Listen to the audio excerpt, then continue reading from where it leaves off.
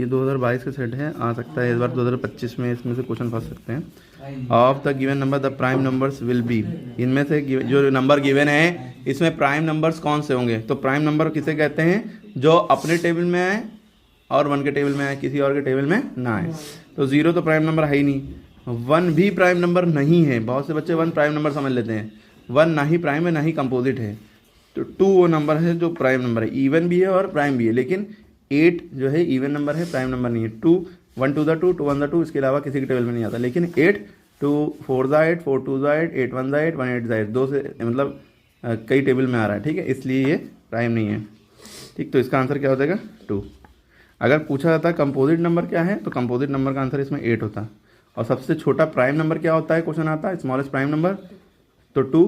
और smallest composite number अगर question आता है, सबसे छोटा कंपोजिट नंबर कौन है, तो 4। सबसे छोटा नेचुरल नंबर कौन है, 1। सबसे छोटा होल नंबर कौन है, 0।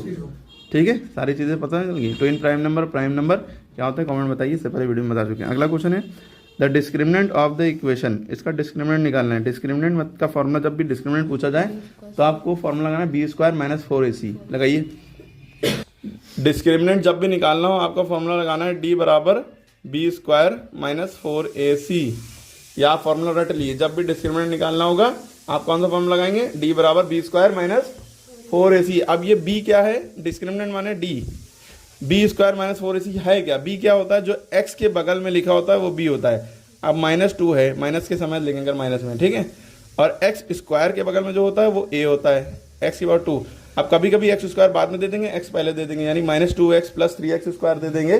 तब भी आपको ध्यान रखना है x के बगल में जो होता है, x का कोएफिशिएंट जो होता है वही b होता है, यानी ये b है और ये a है, और जो बचा हुआ ये नंबर c होता है। ठीक है, x को ढूंढिएगा सबसे पहले। b की वैल्यू क्या है, -2 का स्क्वायर किया और फिर -4 और a c यहाँ पे मल्टीप्लाई छुपा हुआ है। a की वैल्यू क्या है, 3, और c की वैल्यू क्या है, 1/3। अब ये 3 से ये 3 कट जाता है, क्यों, बीच में मल्टीप्लाई लगा था, ठीक है। अब देखिए -2 का स्क्वायर क्या होगा, 4 होगा, 2 2 4। वो भी माइनस के ऊपर जब भी स्क्वायर लगा होता है या इवन पावर होती है तो प्लस हो जाता है, ठीक है, याद रहेगा। माइनस भी हट जाता है, 2 2 4 होगा, माइनस प्लस हो गया। अब देखिए -4 1 4, नीचे 1 यहाँ 1, नीचे 1 लिखते नहीं, 4 में से 4 गया 0। डिस्क्रिमिनेंट कितना आ गया, 0। कभी कभी क्वेश्चन में ये खाली इसमें जो डिस्क्रिमिनेंट पूछा है, एक क्वेश्चन ऐसा पूछ सकता है कि रूट्स रियल कब होंगे, तो आपको याद रखना है रूट्स रियल जब होते हैं जब डिस्क्रिमिनेंट 0 हो, या कहते हैं डिस्क्रिमिनेंट 0 आएगा तो इसमें रूट्स कैसे होंगे, तो आप आंसर लिखेंगे रियल एंड इक्वल, ठीक है। और अगर क्वेश्चन कुछ और पूछता कि आंसर मान लीजिए डिस्क्रिमिनेंट के 2 वैल्यू आ जाती है, 3 आती थी या 0 से बड़ी आती, तो आप लिखते roots are real and unequal, ठीक है। अगर डिस्क्रिमिनेंट की वैल्यू -3 आती या माइनस में आती तब आप इमेजिनरी रूट्स लिखते, इमेजिनरी या नॉट रियल रूट, ठीक है। तो ये तीनों कंडीशन याद रखिएगा। डिस्क्रिमिनेंट की वैल्यू अगर 0 है तो रूट रियल और इक्वल होंगे, 0 से बड़ी है 1 2 3 4 5 से 100 1000 कुछ भी है तो रियल एंड अनइक्वल होंगे, और डिस्क्रिमिनेंट वैल्यू माइनस में है तो इमेजिनरी रूट्स होंगे। क्वेश्चन कैसे भी बना सकता है, कुछ भी इसमें से पूछ सकता है। आपको समझ में आ गया, फॉर्मूला याद रखिएगा जब भी डिस्क्रिमिनेंट निकालना होगा, ठीक है। ये क्वेश्चन है, if sin a = 3/5 then the value of cos a। चलिए, sin a की वैल्यू 3/5 है, cos a की वैल्यू निकालनी है, क्या कैसे निकालते हैं इसको, देखिए। sin a = 3/5, cos a बराबर निकालना है, तो sin a बराबर जो 3/5 दिया है, तो पहले एक्चुअल में ये है क्या, ये लिख लीजिए। sin थीटा का फॉर्मूला होता है परपेंडिकुलर अपॉन हाइपोटेन्यूज, है ना, यानी कि ये परपेंडिकुलर दिया है, ये हाइपोटेन्यूज दिया है। डायग्राम में आप चाहे बना सकते हैं इसको, ये आपने डायग्राम बनाया, परपेंडिकुलर इसे कहते हैं, है ना, 3 होगी, हाइपोटेन्यूज किसे कहते हैं, इसे कहते हैं, यानी बेस निकालना पड़ेगा। क्यों, क्योंकि आपको cos थीटा निकालना है। जब आप cos थीटा का फॉर्मूला लगाएंगे पंडित बद्री प्रसाद अपॉन हरे हर बोल से, तो बेस अपॉन हाइपोटेन्यूज होता है ना, पंडित बद्री प्रसाद अपॉन हरे हर बोल, ठीक है। तो ये साइन का होता है, ये cos का होता है, ये tan का होता है, बेस अपॉन हाइपोटेन्यूज आ रहा है। तो अब बेस पता नहीं है, हाइपोटेन्यूज पता है, तो बेस निकालने के लिए आप पाइथागोरस थ्योरम लगाएंगे, h² = p² + b², ठीक है। यहाँ तक करा।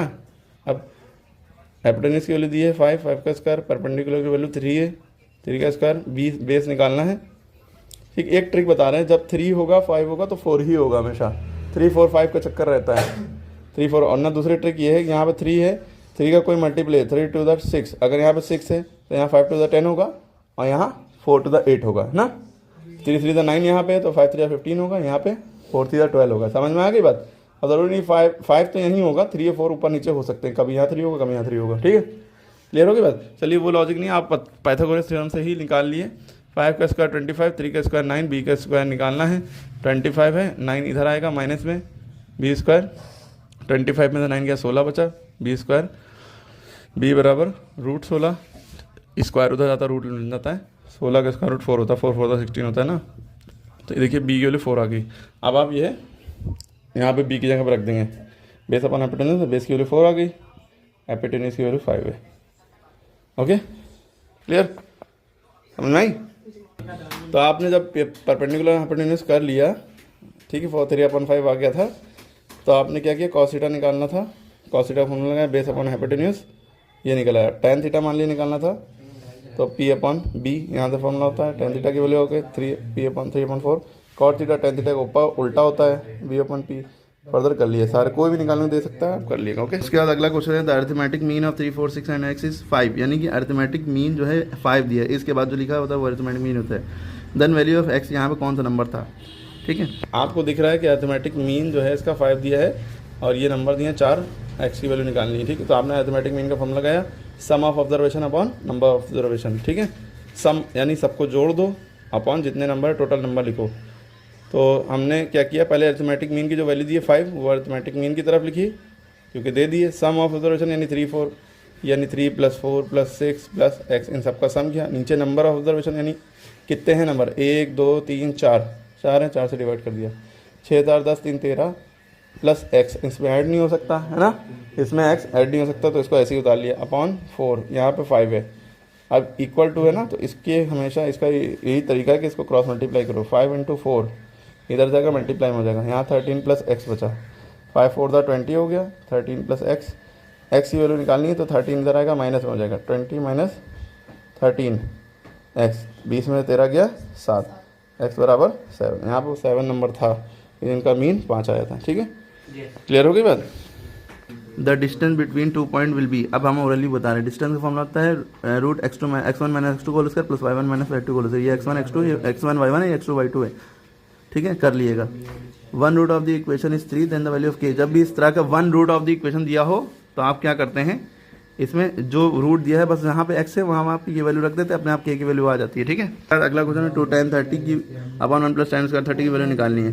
तो यहाँ पे आप 2 × tan 30 की वैल्यू रख दिए, 1/√3, 1 + tan स्क्वायर 30, 1/√3 का स्क्वायर, फिर सॉल्व कर लिए, अपने आप आंसर आ जाएगा। Arithmetic mean of 12 person is this, then the sum of their weight, वही फॉर्मूला लगेगा अरिथमेटिक मीन का। नंबर ऑफ पर्सन 12 है, अरिथमेटिक मीन की वैल्यू दी है, सम ऑफ देयर वेट निकालना है, वही फॉर्मूला लगेगा। HCF and LCM of these 2 number, तो आप इसमें फॉर्मूला लगाएंगे first number into second number बराबर HCF एंड LCM। लेकिन HCF पहले अलग से निकाल लिएगा, इसका HCF पता होना चाहिए ना, पहले HCF निकालेंगे, HCF निकालेंगे, उसके बाद HCF पता चल जाएगा। HCF कैसे डिवाइड करके डिवीजन मेथड निकाल लिए, HCF बदल गया, फिर LCM निकालना रह जाएगा, वही फॉर्मूला लगेंगे HCF इंटू LCM बराबर first number into second number, LCM value निकालने के HCF नीचे भेज देंगे। पेयर ऑफ लीनियर इक्वेशन दिया, इनफाइनाइटली मैनी सोल्यूशन, तो इसमें लॉजिक लगेगी, याला फॉर्मूला लगेगा A1/A2 = B1/B2 = C1/D। ये इनफाइनाइटली मैनी सोल्यूशन का है। याला जो है नो सोल्यूशन का है, लाइंस पैरेलल आएंगी, इसमें लाइंस कोइंसिडेंट रहेंगी। ये यूनिक सोल्यूशन का है, इसमें लाइंस जो है कैसे परपेंडिकुलर रहेंगी, ठीक है। ऐसे भी क्वेश्चन बन के आ सकते हैं। उसके बाद ये हो गया, आप कर लेंगे A1/A2 B1/B2 = C1/C2, तीनों इक्वल लेंगे। ऐसे ट्रायंगल ऐड सी, देन AB² बराबर, इसका कॉमन बताइए। रेडियस एंड हाइट दी है सिलेंडर की, कर सरफेस एरिया बताना है, πRL फॉर्मूला लगाएंगे कर सरफेस एरिया का, L² बराबर H² + R² से आप क्योंकि हाइट दी है और रेडियस दी है, L की वैल्यू निकाल लेंगे, ठीक है। फिर यहाँ इस फॉर्मूले में पुट कर देंगे, फिर यहाँ से आप sin 3A बराबर cos, ऐसे है sin 3A की जगह आप cos 90 - 3A लिख सकते हैं, ठीक है। cos से cos कट जाएगा, 90 - 3A, फर्दर सॉल्व कर लेंगे। फिर इसी तरह distance of the foot of the ladder निकालना है, पाइथागोरस थ्योरम लगा के निकाल आएगा। सम ऑफ द जीरोस का फॉर्मूला होता है -b/a, ये -b/1, ठीक है, -7 आंसर आ जाएगा। इस कंडीशन इसमें इसकी बतानी है, तो ये कंडीशन है। क्वेश्चन पढ़िए, इसमें कॉमन डिफरेंस बताने हैं, इसमें से इसको माइनस करेंगे, आंसर आ जाएगा। डिस्टेंस फ्रॉम, इसको आप खुद से करके बताइए, डी वाला हमने अभी बता दिया। और एरिया ऑफ सेक्टर का फॉर्मूला था theta upon 360 into pi r square, ये लाओगे। नहीं ये नहीं, theta upon 360 2 pi r square नहीं होगा, पाई आर स्क्वायर होगा, यहाँ पे मिसप्रिंट है, 2 पाई आर स्क्वायर नहीं होगा, तो 360 लेकिन 2 नहीं होगा, ठीक है। जैसे सेक्टर इसे कहते हैं जो रेडियस से बनता है, कॉर्ड सेगमेंट इसे कहते हैं जो कॉर्ड से बनती है। तो theta 1 360 into pi r square ये फॉर्मूला हो गया। कोऑर्डिनेट ऑफ ओरिजिन 0,0 होते हैं, या अलग से याद रखिएगा।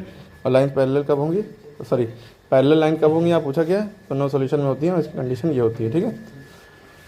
ओके, आगे हम बता।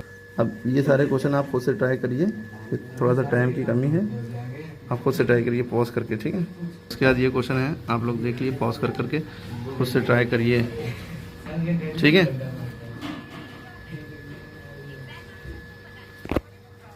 ठीक है, ये क्वेश्चन है, देख लिया।